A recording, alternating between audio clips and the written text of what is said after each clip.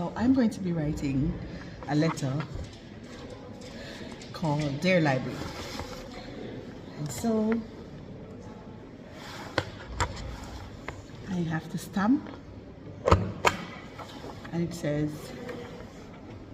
Dear Library.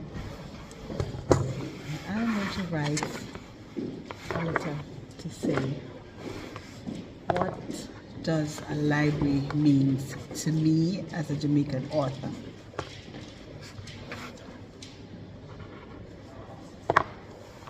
Alright, so let's begin.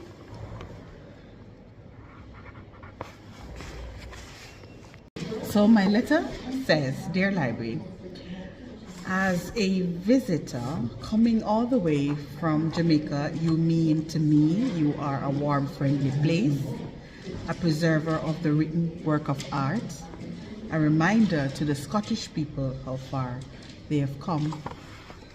Thank you, from Dr. Cornelia Walters Jones. Today is the 25th of October 2025, and this is, I'm going to post it on the board.